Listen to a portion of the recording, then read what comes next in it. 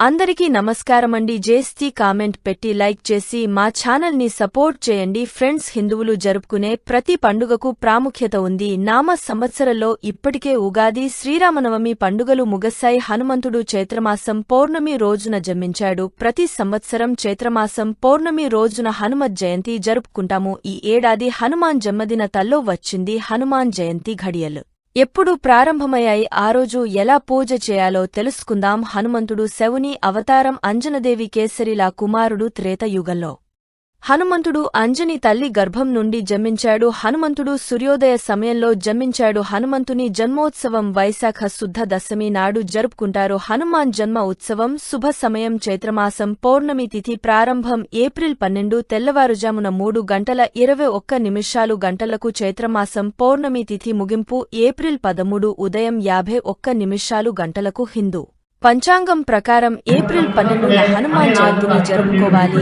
ఈ రోజున హనుమాన్ భక్తులు రోజంతా ఉపవాసం ఉండి హనుమాన్ చాలీసా పనం రామనామ జపం చేస్తారు. హనుమంతుని జన్మ వృత్తాంతం శవ మహాపురాణం, రామాయణం మొదలైన గ్రంథాలలో అనేక గాథలతో వివరించబడి ఉంది. హిందూ పురాణ కథల ప్రకారం పుంజుక స్థల అనే అప్సరస అంజన అనే వానర కాంతగా జన్మించిన కేసరి అనే వానర వీరుడు ఆమెను పెళ్లాడిన వారు సంతానము కొరకు భక్తితో శవుని ఆరాధించిరి. అప్పుడు వాయుదేవుడు శవుని తేజమును పండు రూపములో అంజన కోసగన అంజనకు జన్మించిన సుతుడే ఆంజనేయుడు. కేసరి నందులని వాయుదేవుని అనుగ్రహంతో జన్మించినందున వాయస్తుడిని కూడా అంటారు. హనుమంతుడు సీతారాముల దాసినిగా, రామభక్తునిగా, విజయప్రదాతగా, రక్షకునిగా హిందూమతంలో అత్యంత భక్తి శ్రద్ధలతో కలవబడే దేవుడు.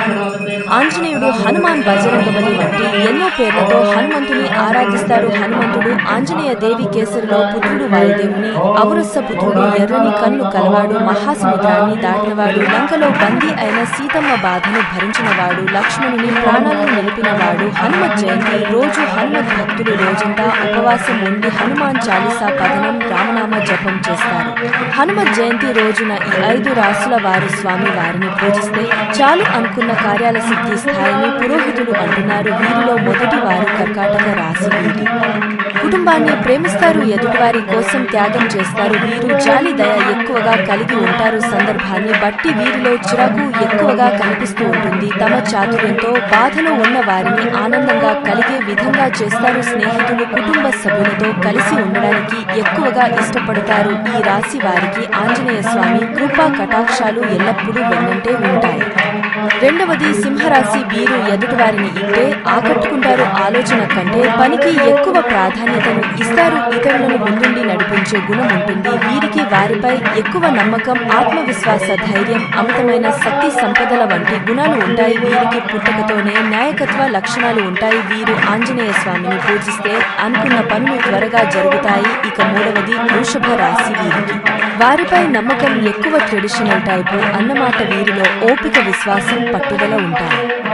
ఈ రాశి వారు ధనాన్ని కాపాడుకోవడానికి పుట్టుకతోనే అలవాటు చేసుకుంటారు. వీరు హనుమాన్ జయంతి రోజున హనుమాన్ని పూజిస్తే అష్టైశ్వర్యాలు కలుగుతాయి. నాలుగోది వృశ్చిక రాశి. వీరిది మానసికంగా దృఢమైన మనస్తత్వం. వీరికి కొత్తది నేర్చుకోవాలని ఆసక్తి, పరిశోధన, జీవితంలో అన్నిటి గురించి తెలుసుకోవాలని ఉంటుంది.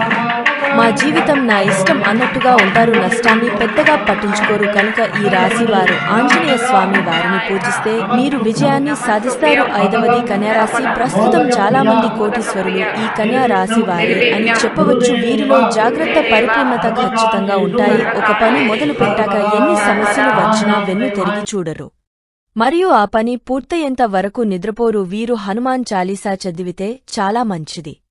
వీరు హనుమత్ జయంతి రోజున ఆంజనేయులు పూజిస్తే 1000 జన్మల పుణ్యం వస్తుంది. కాబట్టి ఈ 5 రాసుల వారు హనుమాన్ జయంతి రోజు ఆంజనేయ స్వామి వారిని పూజిస్తే అనుకున్న పనులు విజయవంతం